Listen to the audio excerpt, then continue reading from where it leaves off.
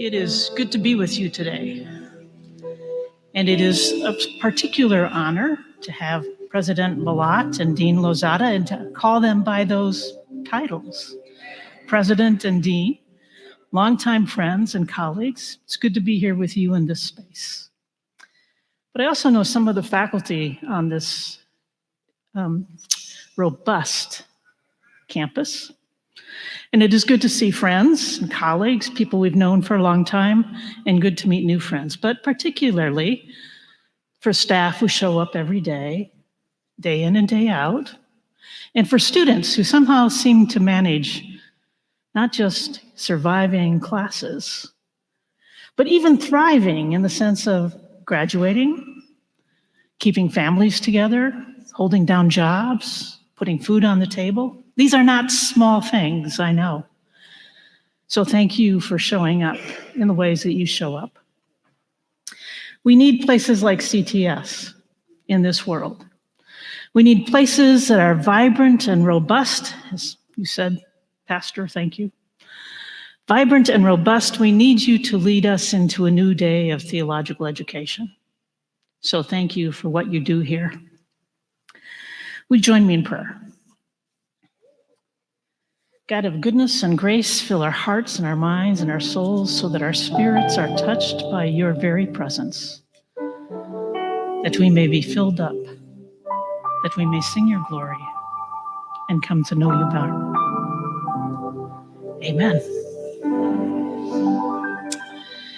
You are called. In fact, it probably is better to say we collectively are called. Not just those with theological degrees or advanced degrees or DMins or PhDs or MDivs or whatever other masters you have, but everyone who is a child of God is called because we are children of God. We know it and we can feel it in our very bones. Some of us have a clear sense of what that call looks like. Others of us have kind of vague understandings about the contours and textures of our call, but are still kind of waiting to hear what that looks like. Still others of us are kind of wondering how it is that we got to this point and where we are headed. None of those are bad things. They're all part of journeys. Added to these differences, lots of folks surround us, communities, congregations, denominations, family members, sometimes complicating our responses to that call and other times helping us move forward. Regardless of how your call feels to you on this day, at this moment, or regardless of what others think about your call, this is clear. We are called. Perhaps the question to ponder is, what is it that we are called to do or to be? Ultimately, I believe we are called by God to move this world closer to the realm of God's vision. The multiple ways we live into that calling are as different as the number of people walking their journeys.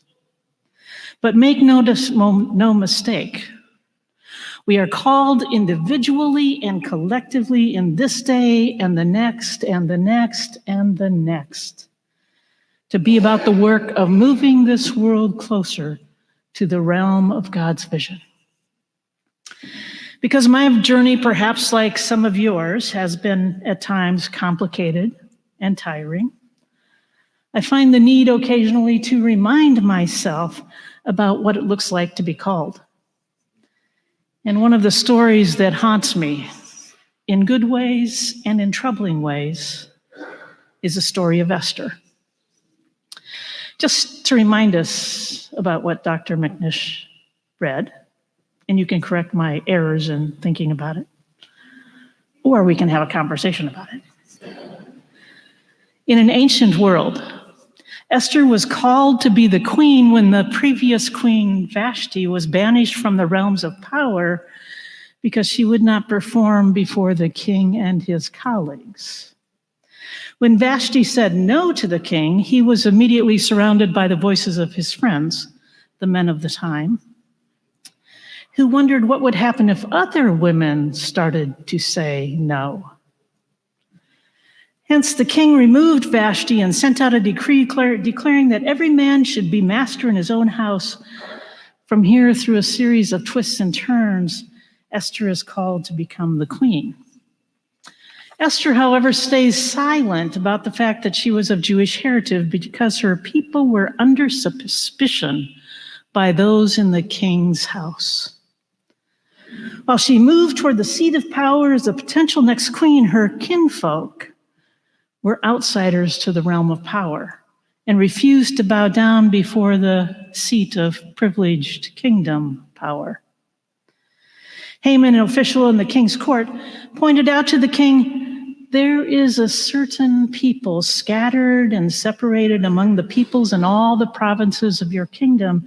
Their laws are different from those of every other people. And it is not appropriate for the king to tolerate them." Such powerful language. Another version of the Hebrew text says, "It is not in the king's best interest to tolerate them."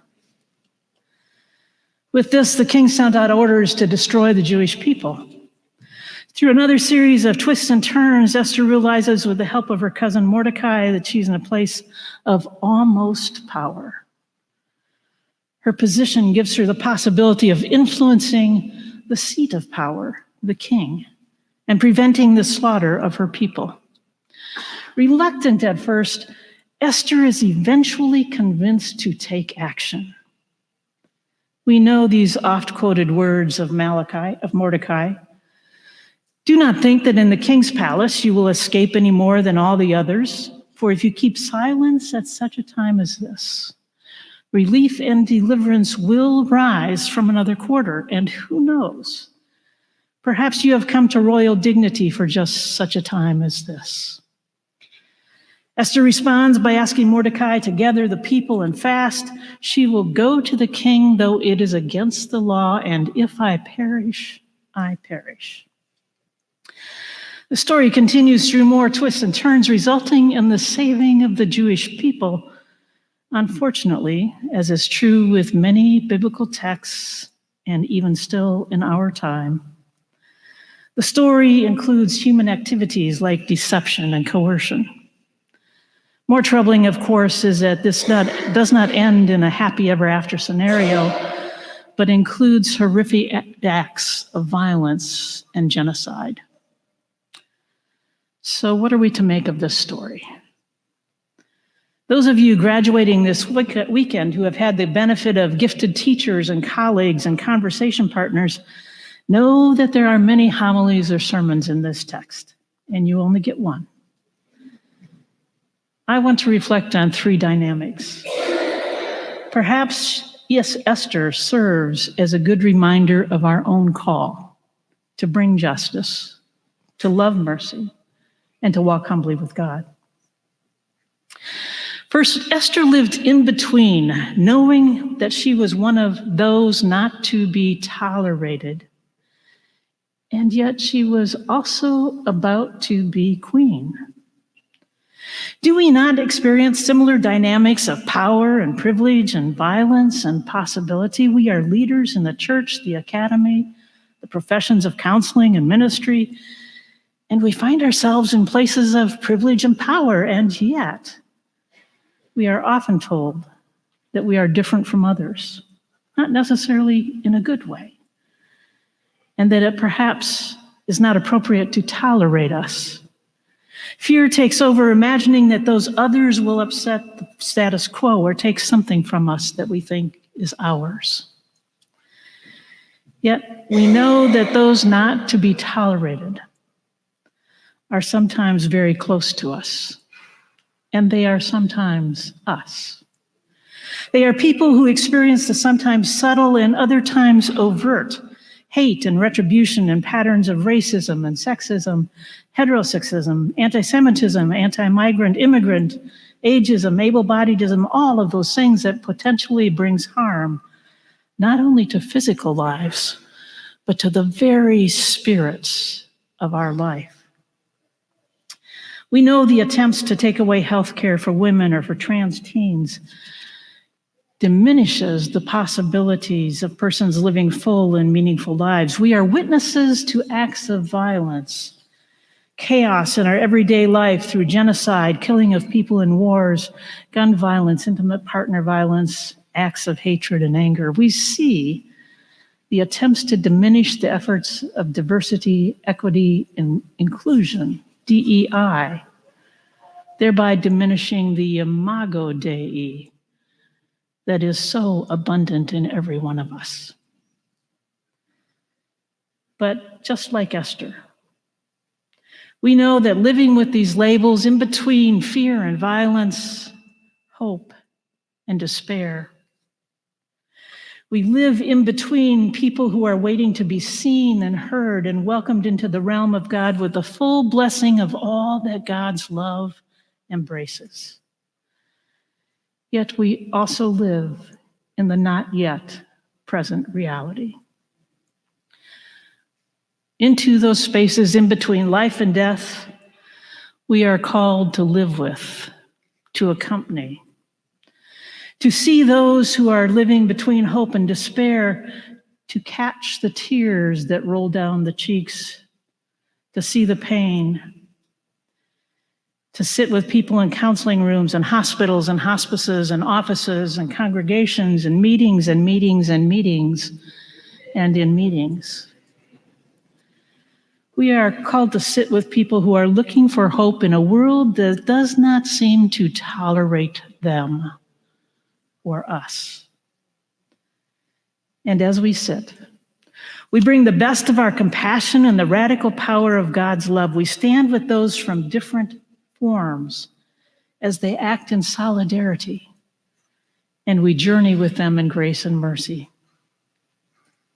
We walk with strangers, we embrace fully those who are in those very narrow in-between spaces, and we sit with them on that very narrow space, believing that the imago Dei in them deserves nurture and care and compassion and justice. But Esther not only stood as one who was not to be tolerated, she also stood in the spaces and places in the king's palace of power. She was a subject to the political power on the one hand, but on the other hand, she finds herself close enough to the center of power that she, with the help of Mordecai and others outside the center, could imagine a different way forward. I wonder what it was like for her to move from a place of being no one to a place where she could imagine taking action in rather subversive ways. Perhaps some of us can recognize that sense of surprise when we discover we have power, especially when we imagine ourselves to be powerless. One of the troubling parts in this text, of course, is that it's challenging to figure out how to resist power or how to change it. The graceful part of me believes that Esther danced with power as best as she could. Many of us have experienced these dualisms of centers and margins, imagining that there are only two options, either we're in the center or we're on the margins. But the reality is that most of us live in between those two places.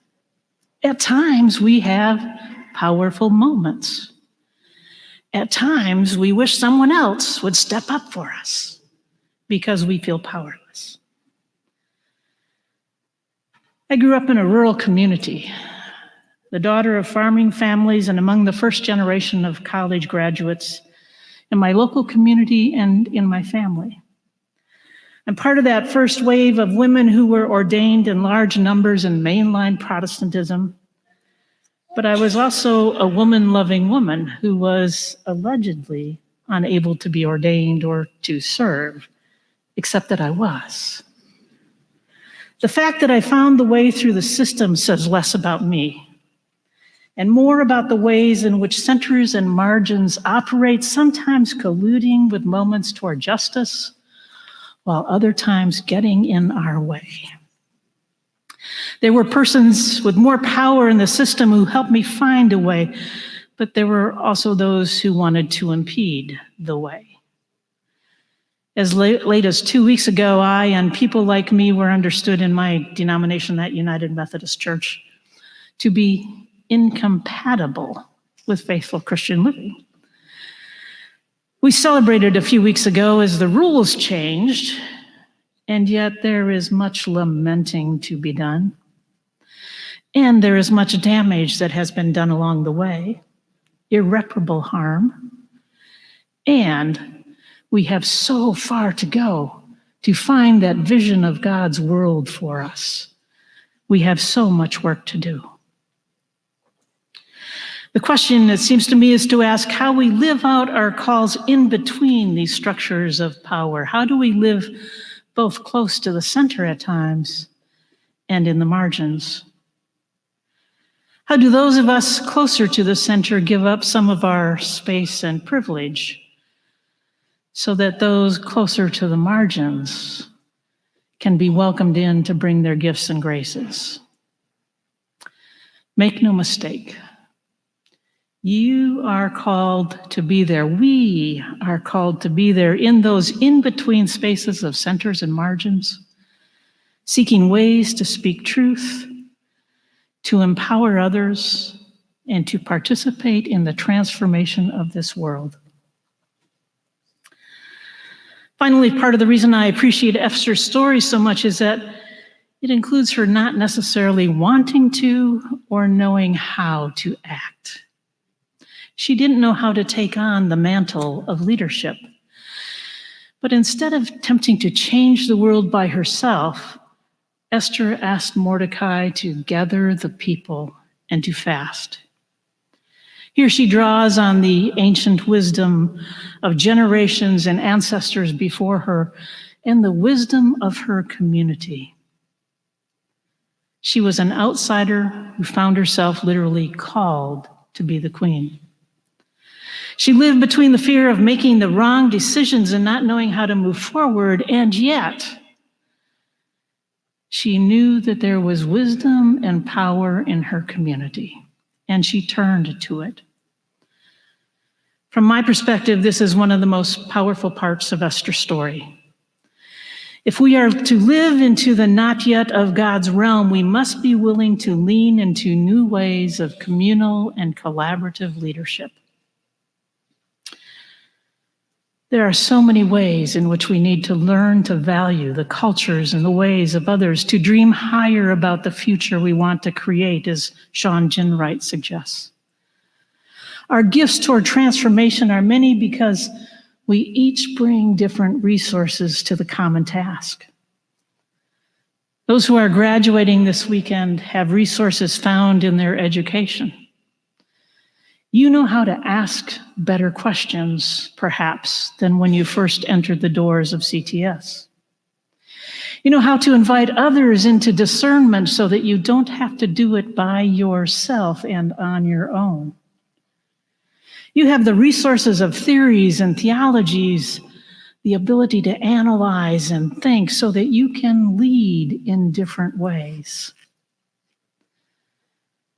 How will you draw on these resources as you move forward into the world in new ways?